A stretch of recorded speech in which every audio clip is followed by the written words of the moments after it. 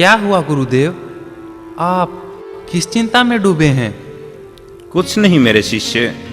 कुछ तो है गुरुदेव जो आप हमसे छिपा रहे हैं। आपके चेहरे से दर्द के भाव झलक रहे हैं।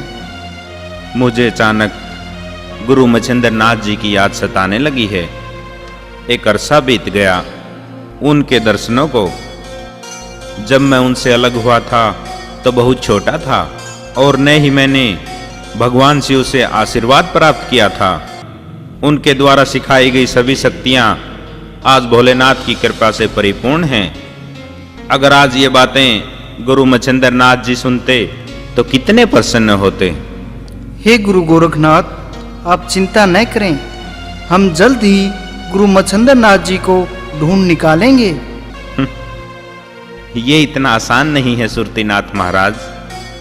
मुझे तो ऐसा लगता है कि गुरु मच्छिंद्र नाथ जी कोई माया जाल में कैद हैं, क्योंकि वो तो मुझे दिव्य दृष्टि से भी नहीं दिखाई दे रहे। तो महाराज अब क्या करें?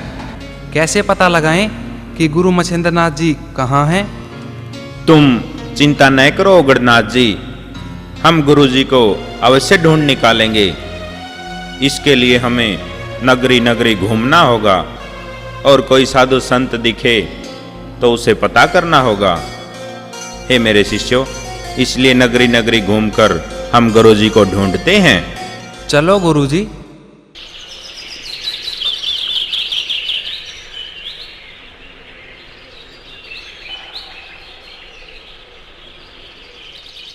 आदेश महाराज। आदेश। आइए महाराज, आसन ग्रहण करें।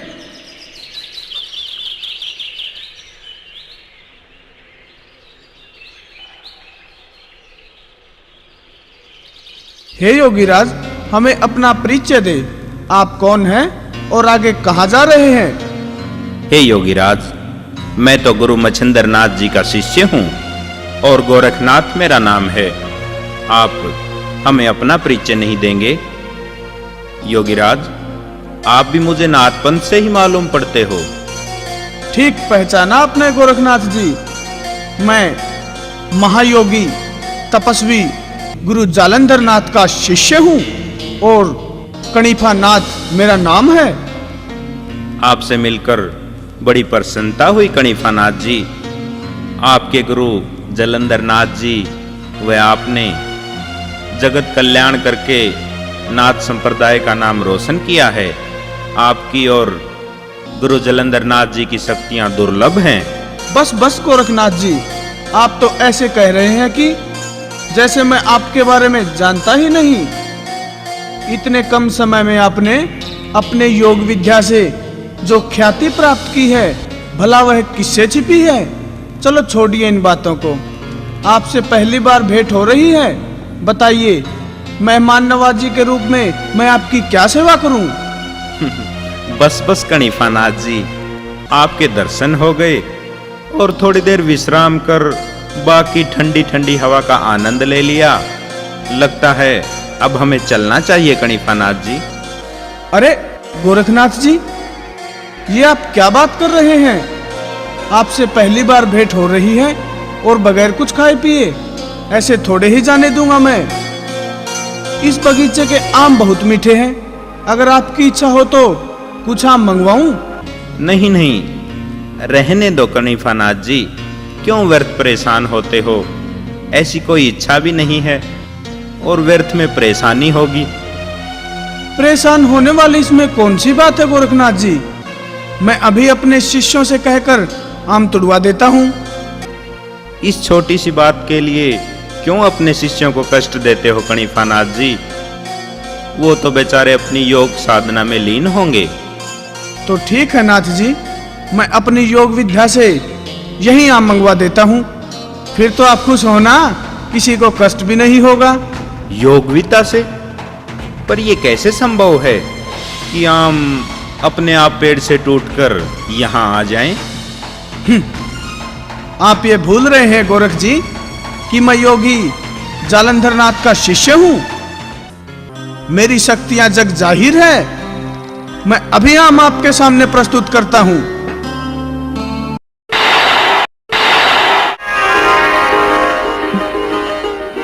वाकई में सचमुच आश्चर्य है। आप आश्चर्य छोड़िए और मीठे आमों का आनंद लीजिए। ये लो मेरे शिष्यों, तुम भी आम खाओ।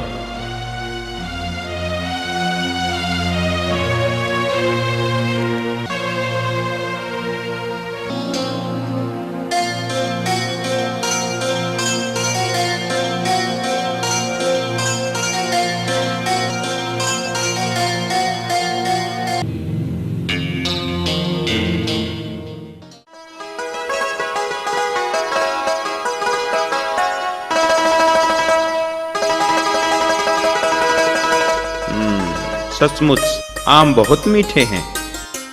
बस कणिफानाथ जी, और खाने को मन नहीं कर रहा।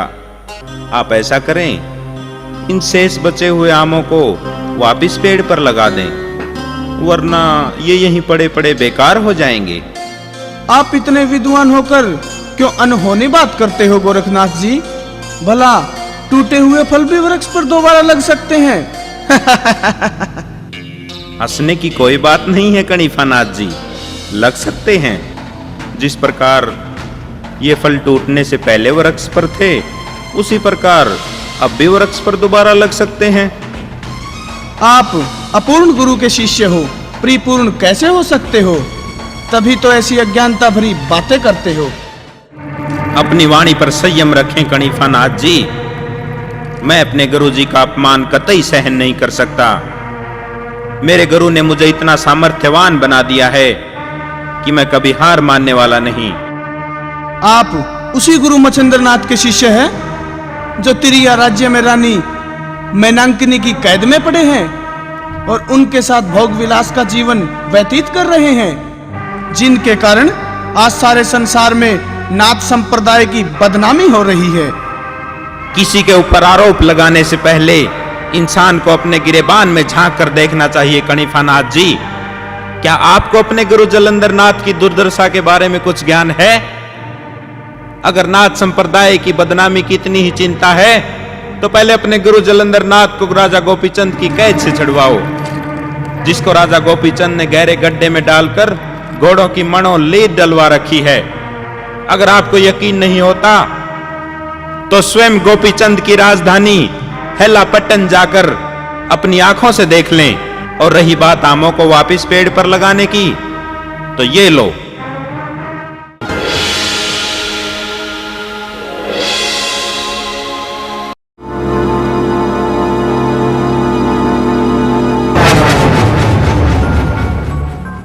अब तो तुम मेरे गुरु को परिपूर्ण मानोगे? मुझे अक्षमा करे गोरखनाथ जी, मैंने अपनी शक्तियों के घमंड में आकर आपका तिरस्कार करने की सोची। मैं तो आपकी विद्या शक्ति के आगे काफी पिछड़ा हुआ हूँ। आपकी अनूठी विद्याएं देखकर मेरी समझ में आया कि मुझे तो अभी बहुत कुछ सीखना है। मैंने आपका व्यर्थ ही तिरस्कार किया गोरखनाथ जी। कणिफानाथ जी, इस संसार में व्यर्थ कुछ नहीं होता। अगर आपसे मेरी भेंट नहीं होती तो मुझे अपने गुरु के बारे में कैसे पता चलता कि वो तिरिया राज्य में कैद हैं?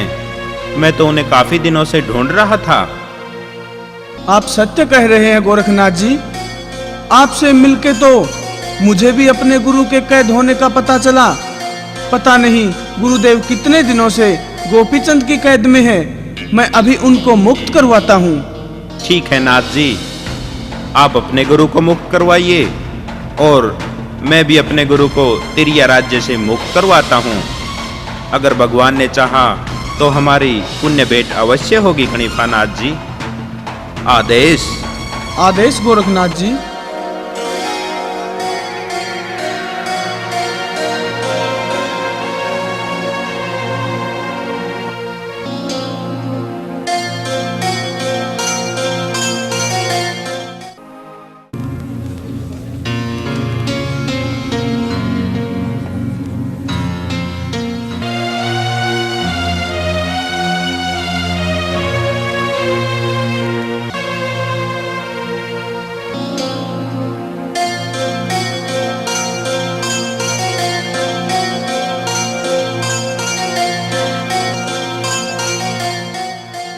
हे मेरे शिष्यों, आदेश करें गुरुदेव।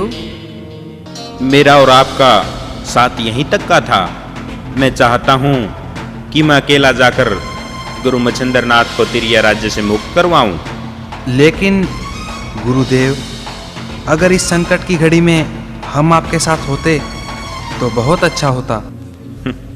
तुम्हारा कहना उचित है शिष्य उग्रनाथ, लेकिन ये काम ऐसा है जिसको मैं पूरा करने की अक्षमता रखता हूँ। फिर अगर सभी एक ही काम को करने लग गए तो जगत कल्याण व नाथ संप्रदाय का क्या होगा।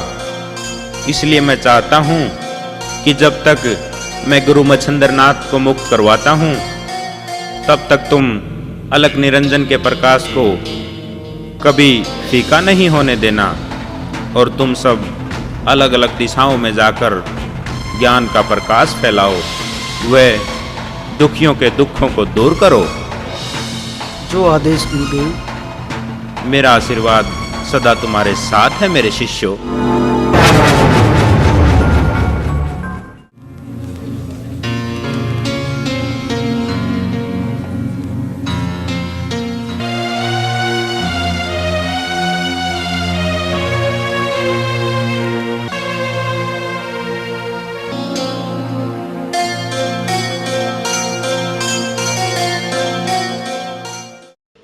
मैं माँ हूँ, धरती माँ।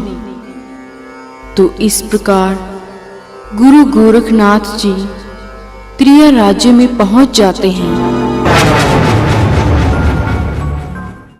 लेकिन वो त्रिया राज्य की सीमा में प्रवेश नहीं करते, क्योंकि इसके दो कारण थे।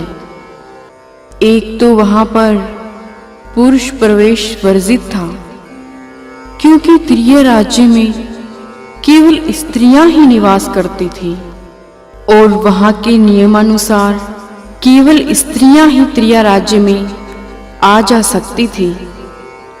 इसलिए गोरखनाथ जी ये नहीं चाहते थे कि उनके प्रवेश करने से कोई बवाल खड़ा हो, और जिसकी खबर रानी मैनांकनी को लग जाए और वह पहले से ही सचेत न हो जाए, क्योंकि वे तो गुरु मच्छिंद्र नाथ जी से अकेले में भेंट करना चाहते थे।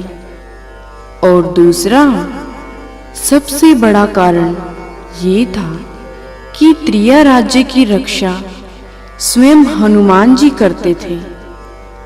वे हर रोज अर्धरात्रि के समय त्रिया राज्य में आकर घोर गर्जना करते थे, जिसे सुनने से एक भी पुरुष जीवित नहीं बचता था।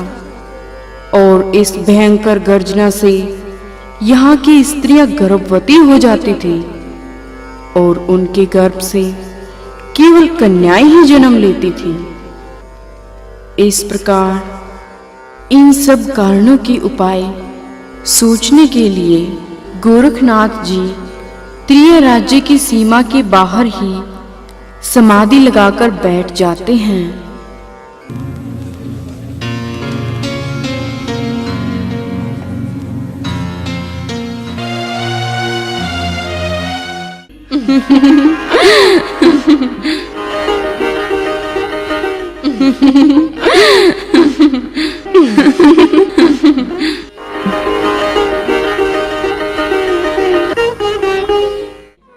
सखियों, हम ऐसा करती हैं कि त्रिया राज्य में जाने से पहले यहीं पर थोड़ा रियाज कर लेती हैं, ताकि आगे कोई कठिनाई न हो। ठीक है महारानी।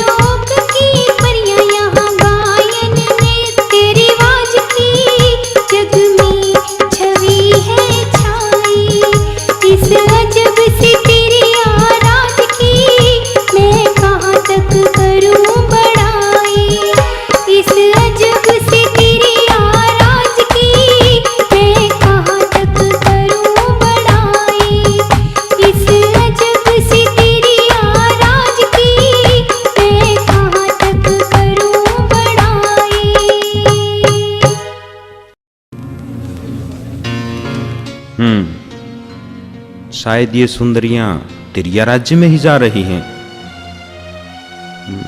हो सकता है ये मेरी कुछ मदद कर दें।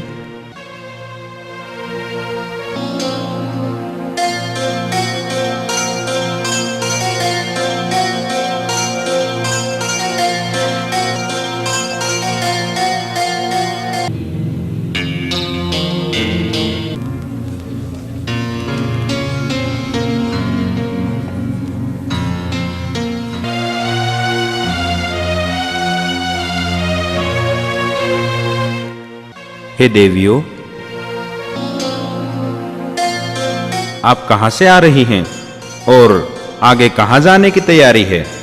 हम तो यहाँ नजदीक ही महेंद्रगढ़ नगरी है, वहाँ की रहने वाली हैं और त्रिया राज्य में जाने के विचार से यहाँ आई हैं। हे सुंदरियों, आप तिरिया राज्य में किस कार्य हेतु जा रही हैं? क्या मैं ये जान सकता हूँ? क्यों नहीं संत जी। हम तो त्रिया राज्य में संगीत कला का प्रदर्शन करने के लिए जा रही हैं। क्या देवी, तिरिया राज्य में कोई संगीत कला विशारद नहीं है जो आपको आमंत्रित किया गया है? है क्यों नहीं, संगीत कला विशारद तो काफी हैं, परंतु सबकी कला जुदा जुदा होती है और यहाँ की रानी मैनांकनी नवीनता प्रिय है, इसलिए वो अलग अलग राज्यों से कलाकारों को आमंत्रित करती है और ढेर सारे इनाम भी देती है। अगर ये मुझे अपने साथ ले जाने को तैयार हो जाएं, तो मेरा काम बन सकता है। क्या हुआ संत जी, किस सोच में पड़ गए? जी कुछ खास नहीं, मैं तो ये सोच रहा था कि मैंने इतनी देर आपसे बातें करते हो गई, लेकिन आपका परिचय अभी तक नहीं जाना। परिचय तो ध्यान से सुनो संत जी, ये हमारी संगीत मंडली है और नाच गाना हमारा व्यवसाय है। हम अपनी कला का प्रदर्शन करने बहुत दूर दूर तक जाती हैं और यहाँ सब लोग मुझे कलिंगा रानी के नाम से जानते हैं और ये मेरी साजिंदी हैं। और क्या पूछना चाहते हो वो भी पूछिए संत जी। नहीं नहीं देवी, हम तो साधु संत हैं, हमें व्यर्थ की बातों से क्या लेना। मेरा अभिप्राय तो बस इतना था कि आप मुझे भी अपने साथ तिरिया राज्य में ले चलें। क्या बात है संत जी, भेष साधु का और त्रिया राज्य में चलने की बात करते हो। क्या तुम पर भी कामदेव का प्रभाव हो गया है? नहीं नहीं देवी, ये बात नहीं है, मैं तो बाल ब्रह्मचारी हूँ। आप मेरे कहने का गलत अर्थ निकाल रही हैं। मेरी तो केवल तिरिया राज्य को देखने की इच्छा है। लेकिन संत जी, हम आपको किसी भी प्रकार अपने साथ नहीं ले जा सकती। त्रिया राज्य में पुरुष प्रवेश नहीं कर सकता। लेकिन देवी, मैं ये जानना चाहता हूँ कि पुरुषों के प्रवेश की मनाही का क्या कारण है? सुना है यहाँ पवन पुत्र हनुमान आकर स्वयं गर्जना करते हैं, जिसे सुनकर एक भी पुरुष जीवित नहीं रहता और स्त्रियां गर्भवती हो जाती हैं और उनके कन्याएं ही उत्पन्न होती हैं। हम योगी सन्यासियों का पवन पुत्र कुछ नहीं बिगाड़ सकते देवी। अगर उन्होंने मुझे सताने की कोशिश की तो उसका उपाय भी मेरे पास है। ऐसा आपके पास क्या उपाय है संत जी, जरा हमें भी तो बताइए।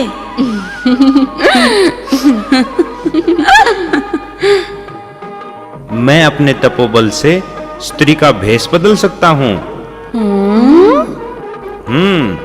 और जब मैं स्त्री का भेष बदल लूंगा तो स्वयं हनुमान जी मुझे पुरुष नहीं कह सकते। इस प्रकार मैं स्त्री के भेष में आपके साथ चलूंगा। वो तो ठीक है संत जी, आप स्त्री के भेष में हमारे साथ चल पड़ोगे, लेकिन हनुमान जी ने गर्जना कर दी तो फिर आपको भी गर्भवती होना पड़ेगा।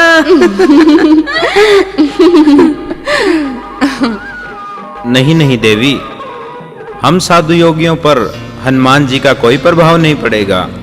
लेकिन संत जी, मैं आपको अपने साथ ले भी चलूं तो किस बहाने से? आप मुझे अपना साजिंदा बनाकर ले चलें। साजिंदा।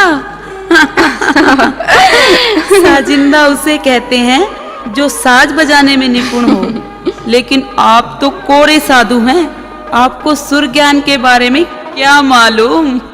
मालूम है देवी, साज बजाने में ही नहीं अपितु मैं गायन विद्या में भी निपुण हूँ। आप चाहें तो मुझसे आप कोई भी साज बजवा सकती हैं। मैं अपनी परीक्षा देने के लिए तैयार हूँ। तो ठीक है, ये लो, हम भी तो देखें कि तुम्हें संगीत कला का कितना ज्ञान है।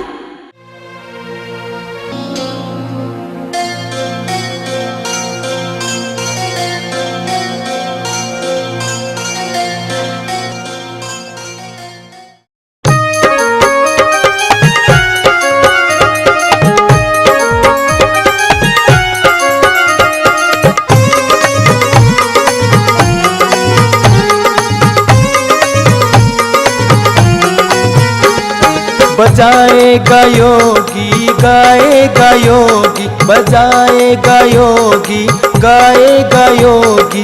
हे सुंदरी, हे सुंदरी, हे सुंदरी, महफिल रंगारंग होगी।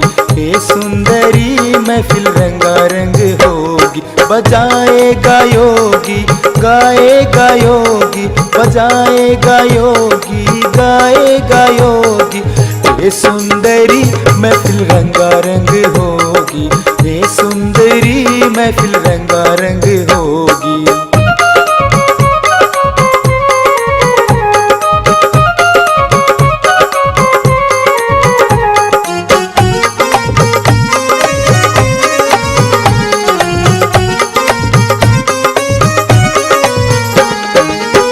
इंदर सा दरबार सजेगा, ताल सुरों का अंबार लगेगा। हे सुंदरी, हे सुंदरी, हे सुंदरी, महफिल छमाछम होगी। हे सुंदरी, महफिल छमाछम होगी। बजाएगा योगी गाएगा योगी, बजाएगा योगी गाएगा योगी। हे सुंदरी, महफिल रंगारंग होगी।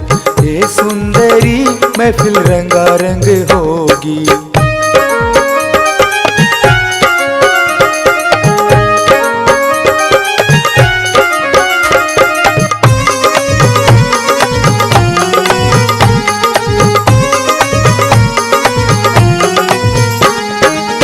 नृत्य की नाचे जो अप्सराएं, नजारे भूले अपनी दिशाएं।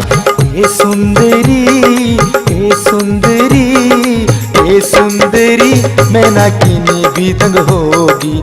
हे सुंदरी, मैना कीनी भी दंग होगी। बजाएगा योगी गाएगा योगी, बजाएगा योगी गाएगा योगी। हे सुंदरी, महफिल रंगारंग होगी। हे सुंदरी, महफिल रंगारंग होगी।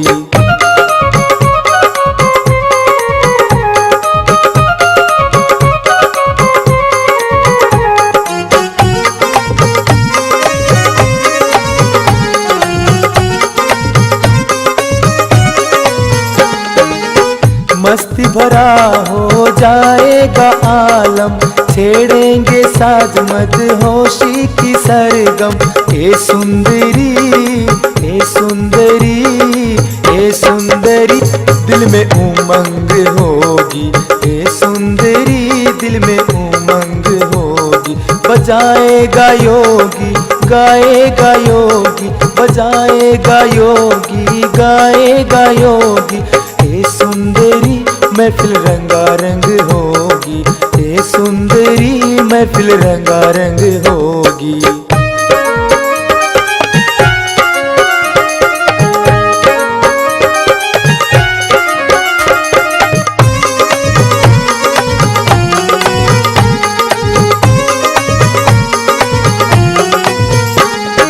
दिल से बजेगी मीठी शहनाई, भली करेगी सरस्वती माई। हे सुंदरी, हे सुंदरी, कला इस ढंग होगी, हे सुंदरी कला इस ढंग होगी। बजाएगा योगी गाएगा योगी, बजाएगा योगी गाएगा योगी। हे सुंदरी महफिल रंगारंग होगी, हे सुंदरी महफिल रंगारंग होगी, हे सुंदरी महफिल रंगारंग होगी, हे सुंदरी महफिल रंगारंग होगी। वाह संत जी वाह, आपकी संगीत कला तो बेजोड़ है। अगर रानी मैनांकनी ऐसा संगीत सुनेगी तो बहुत प्रसन्न होगी और ढेर सारा इनाम भी देगी। हम आपको अपने साथ ले जा सकती हैं संत जी। लेकिन आपने अभी तक अपना परिचय तो नहीं दिया। आप हमें अपना नाम तो बताएं। हम साधु योगियों का क्या नाम होता है देवी? आप मुझे संत जी ही कहकर पुकारें, यही ठीक रहेगा। चलो, जैसी आपकी इच्छा संत जी। चलो चलते हैं। चलिए देवी।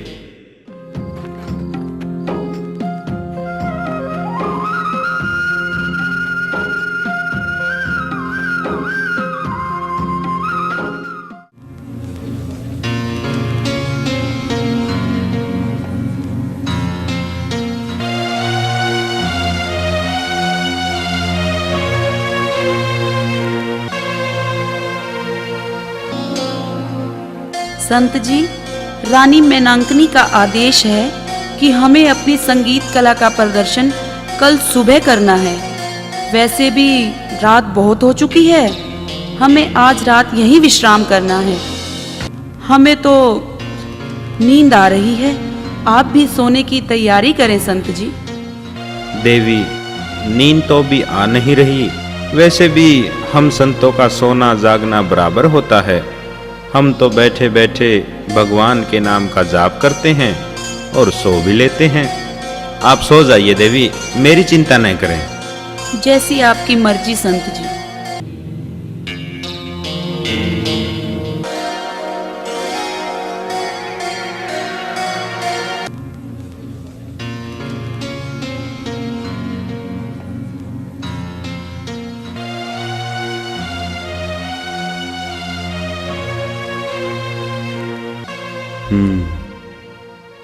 कलिंगा रानी और उसकी सहेलियां तो सो गई।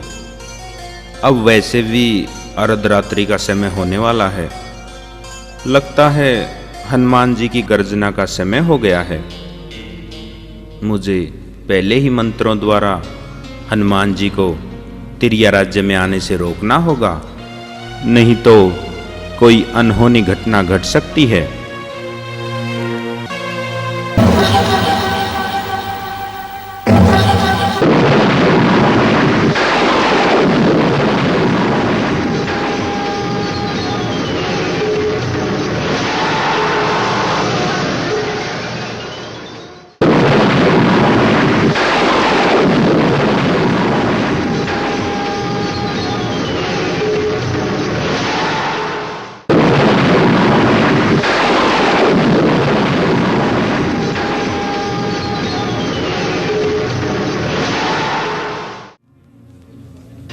मैंने अपनी योग विद्या से वो शक्तियां छोड़ दी हैं जिससे हनुमान जी तिरिया राज्य में प्रवेश नहीं कर सकेंगे।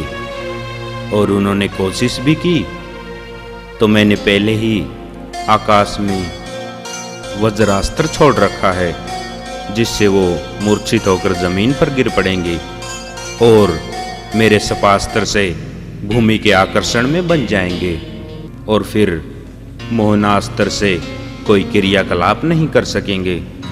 तब तक सुबह हो जाएगी और मैं अपने गुरु को ले जा सकूंगा।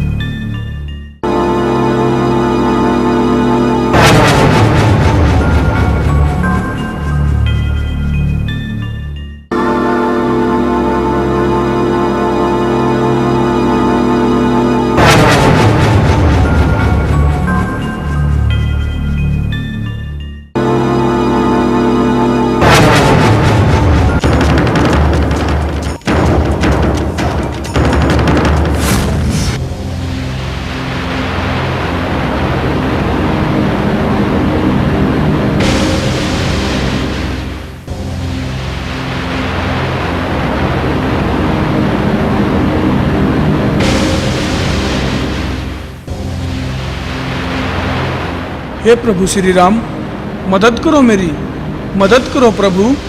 आज आपका भगत हनुमान संकट में है, मुझे दर्शन दो प्रभु, दर्शन दो।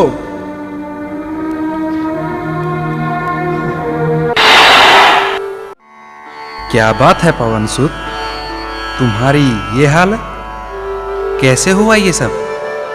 पहले प्रभु मुझे इन मायावी शक्तियों से तो मुक्त करें, तभी तो मैं आपको कुछ बता पाऊंगा।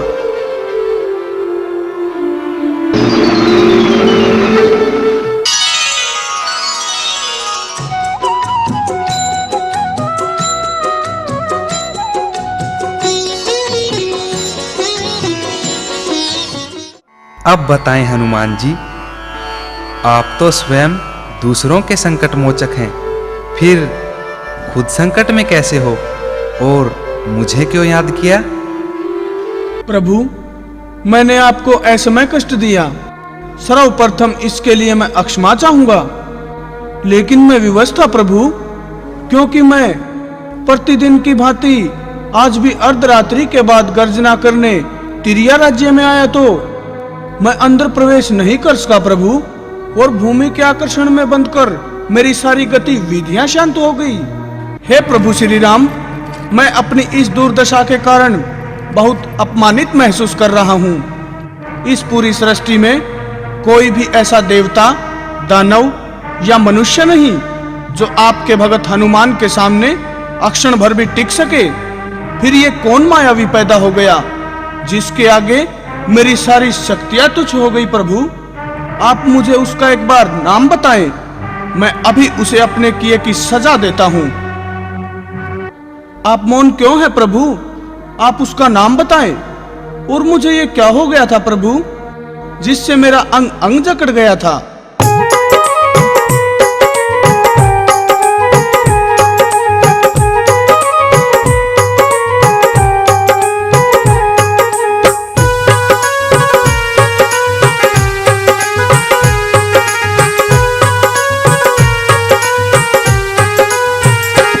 मोहे क्या हो गया श्री राम, हे राम, मेरा अंग अंग कैसे जकड़ गया।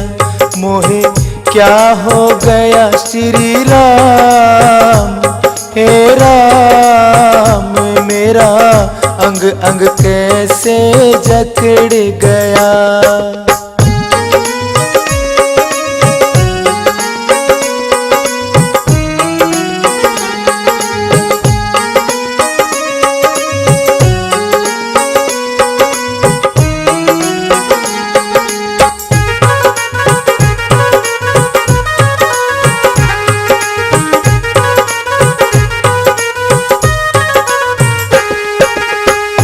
कैसे तिरिया राज में जाऊं, किस विधि अपना वचन निभाऊं। कैसे तिरिया राज में जाऊं, किस विधि अपना वचन निभाऊं। मेरा बल खोया कहाँ राम, हे राम, मेरा अंग अंग कैसे जकड़ गया। मोहे क्या हो गया श्री राम, हे राम, मेरा अंग अंग कैसे जकड़ गया।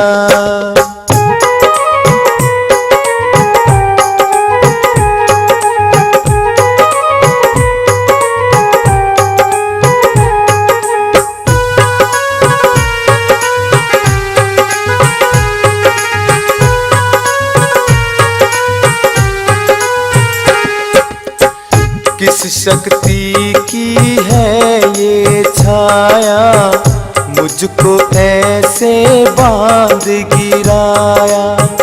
किस शक्ति की है ये छाया, मुझको ऐसे बांध गिराया। मैं तो बेबस हो गया राम, हे राम, मेरा अंग अंग कैसे जकड़ गया। मोहे क्या हो गया श्री राम, हे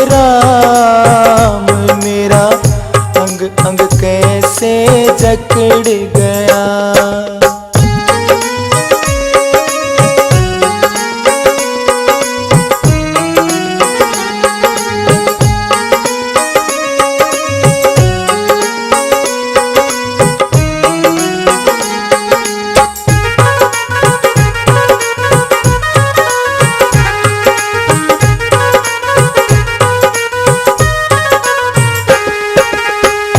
कहाँ गई मेरी चुस्ती फुर्ती, हिम्मत सांस कतई नहीं करती। कहाँ गई मेरी चुस्ती फुर्ती, हिम्मत सांस कतई नहीं करती। कैसे पड़ मैं सो गया राम, हे राम मेरा अंग अंग कैसे जकड़ गया। मोहे क्या हो गया श्री राम, हे राम मेरा अंग अंग कैसे जकड़ गया।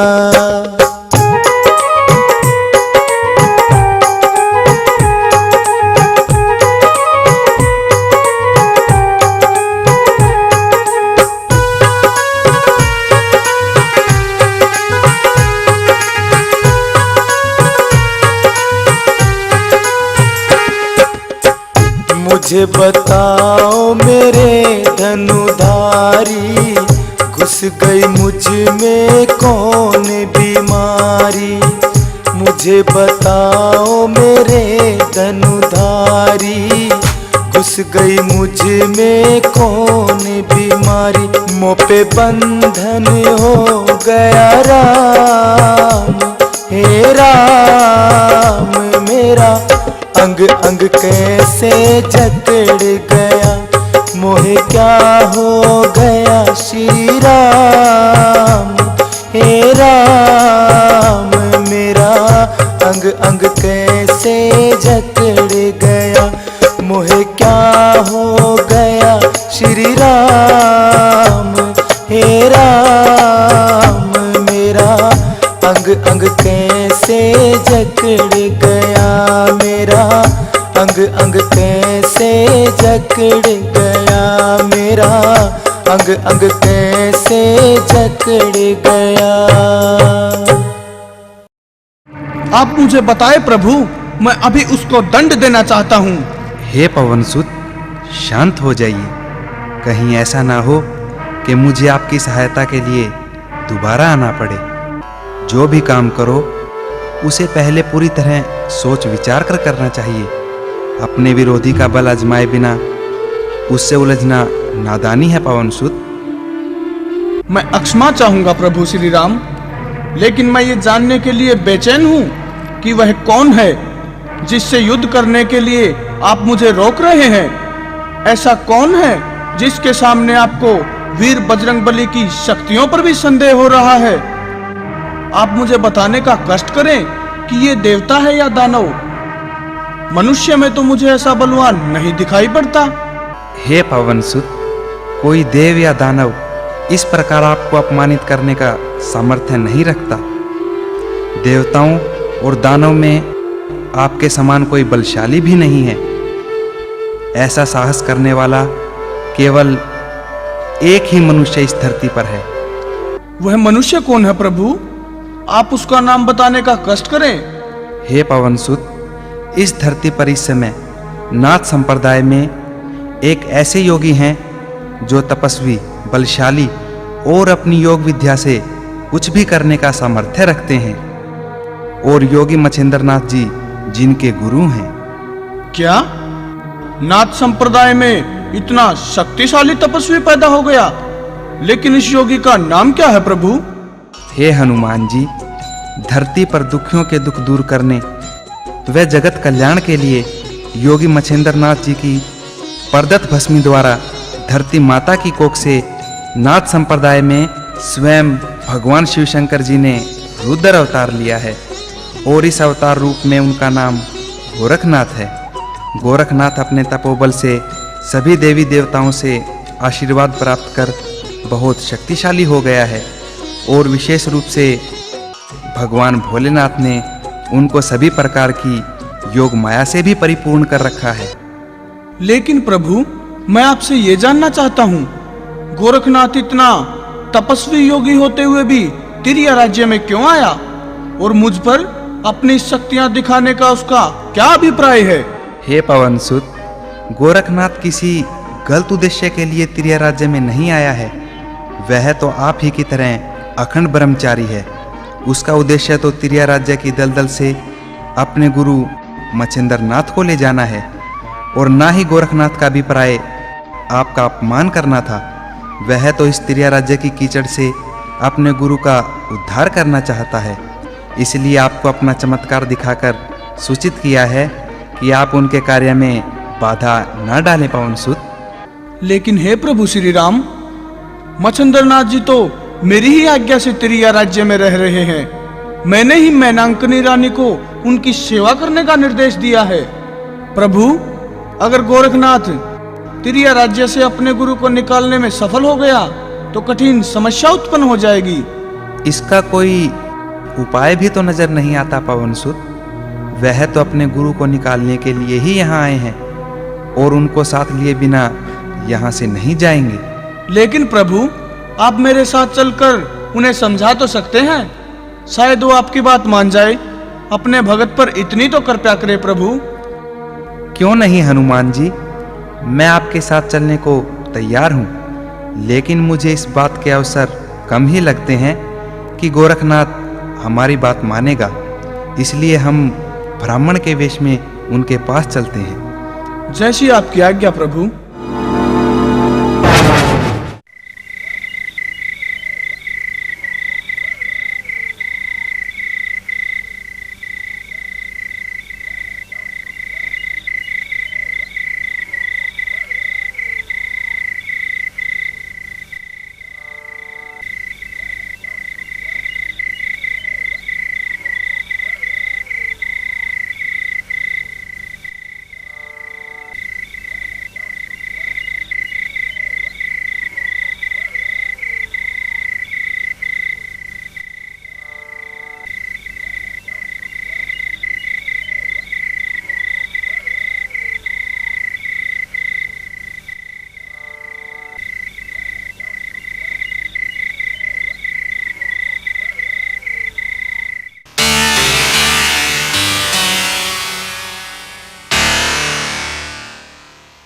एक तो रात का समय, दूसरे मेरी योग विद्या से शस्त्रों की व्यवस्था, तीसरे राज्य में पुरुष प्रवेश निषेध है। फिर ये कौन है जो इतना सब कुछ होते हुए भी तिरिया राज्य में प्रवेश कर गए?